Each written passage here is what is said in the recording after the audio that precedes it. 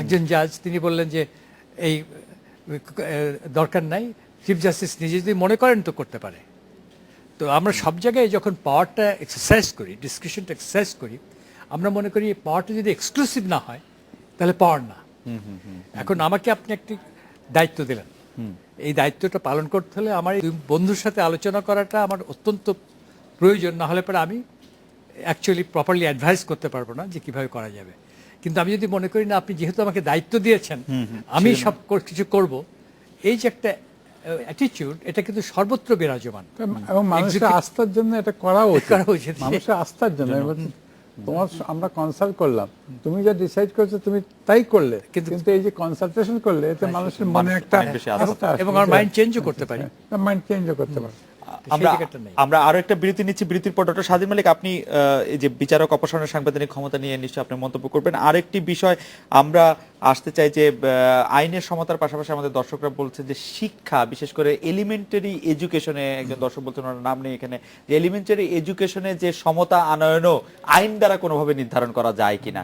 উনি হয়তো বোঝাতে চেয়েছেন যে অনেক ধরনের শিক্ষা আসলে প্রাথমিক শিক্ষা ব্যবস্থায় চালু আছে, সেটা একরকম করার কোনো আইন করা যেতে পারে কিনা। আমরা এটা বিরতি নিয়ে ফিরছি।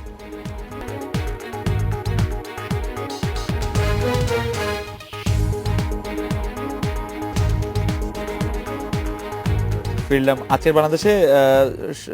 ডক্টর স্বাধীন মালিক, আমরা জানতে চাইছিলাম যে একজন দর্শক জানতে চাইছিলেন যে শিক্ষায় সমতা আনয়নের জন্য কোনো রকম আইন করা যায় কিনা, বিশেষ করে উনি যেটা বলছেন এলিমেন্টারি এডুকেশনের ক্ষেত্রে। মানে কথা হলো যে অনেক ব্যাপারে আমি সব পশ্চিমা দেশকে আমাকে অনুসরণ করতে হবে সেটা না, কিন্তু অনেক ব্যাপারে দেখি যে দুনিয়া চলছে একদিকে আর আমরা চলছি সম্পূর্ণ ভিন্নভাবে। মানে ওই যে প্রাথমিক শিক্ষা উন্নত বিশ্বে কিন্তু সব, মানে জাপান থেকে শুরু করে আমেরিকা পর্যন্ত প্রাথমিক শিক্ষার ধারা একটাই। আমাদের মতো যেরকম বাংলা, ইংলিশ, মানে অনেকগুলি যে ধারা, মাদ্রাসা ধারা, তারপরে আবার ওই ইংলিশ মিডিয়াম, মানে একটা হলো ইংলিশ মিডিয়াম আর একটা হলো ইংলিশ কারিকুলাম, মানে মোটামুটি 4টা ধারা আছে। আমার জানা মতে উন্নত বিশ্বে কোথাও এটা নাই। তারা উন্নত বিশ্বে প্রাইমারি এডুকেশন কোথাও প্রাইভেটাইজড নাই। তো এখন কথা হলো হয়তো মানে তার মানে আমাদের শিক্ষা ব্যবস্থা দেখে মনে হয় যে উন্নত বিশ্ব একেবারে কিছু বুঝে নাই ওদের শিক্ষা ব্যবস্থা, ওরা এখনো বোকার মতো এক ধারা চলছে আর আমরা সব বুঝে গেছি, বুঝে গিয়ে আমরা 4-5 ধারা চালু রেখেছি। তো এটা নিয়ে আমি যদি বলি উন্নত বিশ্বের অভিজ্ঞতা থেকে যে আমাদেরও নিঃসন্দেহে একটা ধারা করা উচিত। এবং একটা ধারা কেন হয় না, এটা তো বোধহয় ওই যে $1,000,000 কোয়েশ্চেন, কেন হয় না, না হওয়ার কোনো কারণ নাই। কিন্তু কথা হলো ভাই এইসব নিয়ে বোধহয় হয় না এই কারণে যে শিক্ষা নিয়ে তেমন কোনো কারো মাথা ব্যথা নাই। মানে সরকার যারা নীতি নির্ধারক তাদের এই শিক্ষা এক ধারা হলো না 5 ধারা হলো, আমরা হয়তো এটা নিয়ে কথাবার্তা বলি বা অনেক ওই যে অভিভাবকরা যেটা সাফার করে কথাবার্তা বলেন, কিন্তু নীতি নির্ধারক মহলে এটা কোনো মানে এইবারে ব্যাপারে নিঃসন্দেহে কোনো মাথা ব্যথা নাই। ফলে তারা 3-4 ধরনের শিক্ষা ব্যবস্থা চালিয়ে যাচ্ছেন।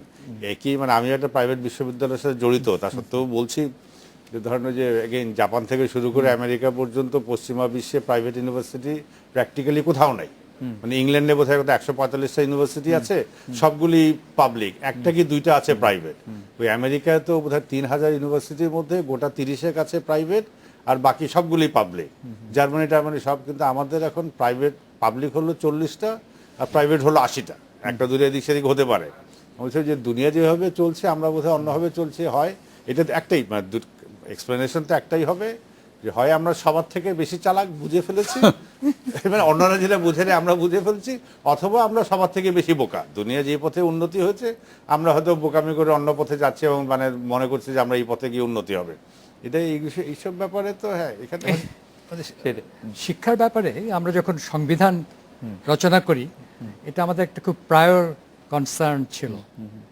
এবং আপনার সামনে কনস্টিটিউশনটা আছে, ওখানে 17 অনুচ্ছেদটা যদি আপনি পড়েন, আপনি এবার জোরে জোরে পড়েন তাহলে পরে দর্শক শ্রোতারা শুনতে পাবে। 17 এবং এটাই হচ্ছে আমাদের মূল দর্শন। একই পদ্ধতির গণমুখী 17 ক বলছে, একই পদ্ধতির গণমুখী ও সার্বজনীন শিক্ষা ব্যবস্থা প্রতিষ্ঠার জন্য এবং আইনের দ্বারা নির্ধারিত স্তর পর্যন্ত সকল বালক বালিকাকে অবৈতনিক ও বাধ্যতামূলক শিক্ষাদানের জন্য এবং সমাজের প্রয়োজনের সহিত শিক্ষাকে সঙ্গতিপূর্ণ করিবার জন্য সেই প্রয়োজন সিদ্ধ করিবার উদ্দেশ্যে যথাযথ প্রশিক্ষণপ্রাপ্ত সদিচ্ছা প্রণীত নাগরিক সৃষ্টির জন্য আইনের দ্বারা নির্ধারিত সময়ের মধ্যে নিরক্ষেপ দূর করিবার জন্য কার্যকর ব্যবস্থা গ্রহণ করিবেন। সুনাগরিক জি গড়ে তুলবার জন্য, তাই তো? জি। অতএব সবচেয়ে বড় কথা হচ্ছে যে তাকে আমি ইন্টিগ্রেট করব বাংলাদেশের নাগরিক হিসাবে তার যে কর্তব্য সে সম্পর্কে আমি তাকে সচেতন করব। আমার সংবিধানের যে মূল আদর্শ এবং আমাদের স্বাধীনতা যুদ্ধের যে সুফল আমরা সারা দেশের মানুষকে দেব, তার জন্য তাকে নাগরিক করে গড়ে তুলবার। আমি সেই কথাটাই প্রথমে বলেছিলাম যে আমরা সংবিধানে একথাটা ঢুকেছিলাম। পৃথিবীর খুব কম সংবিধানে আছে যে এডুকেশন সম্পর্কে বলেছে। এডুকেশন সম্পর্কে কিন্তু একদম এইটাতে সুস্পষ্ট। আমি যখন তৈরি করি সংবিধান, এটা আমি নিজে এটাকে ইন্ট্রোডিউস করেছি। এটা ইন্ডিয়ান কনস্টিটিউশনে পাবেন না, অন্য কোনো constitution পাবেন না। তো সেইটা যে আমাদের দেশ গড়বার যে কাজটা, সেই কাজটা আমাদের 43 বছরে হয়নি। এইটা আমরা স্বীকার করছি না। আমরা নানা কিছু বলছি, রাজনীতি এটা সেটা ইত্যাদি, কিন্তু যে কাজটা নাগরিক গড়বার কাজ, সেই কাজটা কিন্তু আমরা করি নাই। এবং এটা খুব টু লেট। 43 বছরে তিনটে জেনারেশন তো ইতিমধ্যে গেল চলে গেছে। তো এখন মানে সময়ের লেজে ধরা বলে একটা কথা আছে। আমরা সময়ের যদি লেজটা ধরতে পারি এখন, অন্তত। তখন আমরা কিন্তু এটা উত্তরণ ঘটাতে পারবো। এবং সেটা খুব জরুরি। সেটা খুব জরুরি। পার্টিকুলারলি একটা জিনিস লক্ষ্য করেছো, এই গভর্নমেন্ট আসার পরে বছরের প্রথম দিন কিন্তু প্রাইমারি বইটা পৌঁছে দিচ্ছে। এটা একটা বিরাট সেটা হচ্ছে, ব্যাপার। বই তো পৌঁছাচ্ছে, কিন্তু ওই GP5 দিয়ে আমার কাজ হবে না তো। জাস্টিস খায়রুল হক সাহেব পরশুদিন একটা মিটিং বলছিলেন যে ওর GPA-টা পেয়েছে, জিজ্ঞেস করেছে যে আচ্ছা বলো তো যে আমি বাড়ি যাব, ইংরেজিটা কি হবে, বলতে পারে না। চারটা অপশন চেয়েছে। তো এখন এই যে অবস্থাটা ওর ইয়েতে নাই, ওই যে ওর যে বইটা পড়েছে ও সে বইয়ের মধ্যে বইয়ের মধ্যে আমি বাড়ি যাব নাই। বাড়ি যাওয়াটা নাই।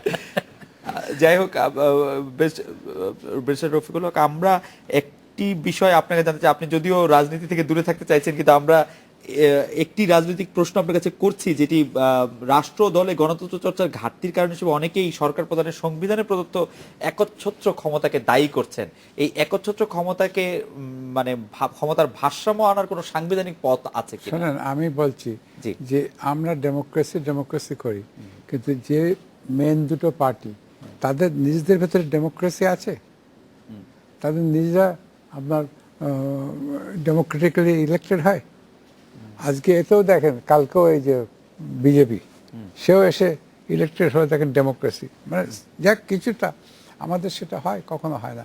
আমাদের যা কিছু হলো, আমিরুল ইসলাম আমার চেয়ারম্যান বা প্রেসিডেন্ট, মানে উনি যা করবেন সব আমরা ওকে সব ক্ষমতা দিয়ে দিলাম। একটা অভ্যাসে ধরে গেছে, আমরা নিজেরা কিছু বলতেই পারি না যে আমিরুল ইসলাম তারা রেগে যাবে। আরে ভাই, প্রত্যেকে তোমার কথা বলো, তারপরে থেকে বেছে দেবো ভালো মন্দ, I may be wrong, I may be right. হ্যাঁ, এই অ্যাটিচিউড আমাদের তো নাই। সেইটি হচ্ছে সবচেয়ে দুঃখ, যে আমরা কাউকে শুনবো না। আমি যেটা বলছি সেইটি ফার্স্ট অ্যান্ড ফাইনাল। ওই যেটা বললাম, সব কিছু হোক, আমরা ওই গাছটি চাই, তাল গাছটি চাই।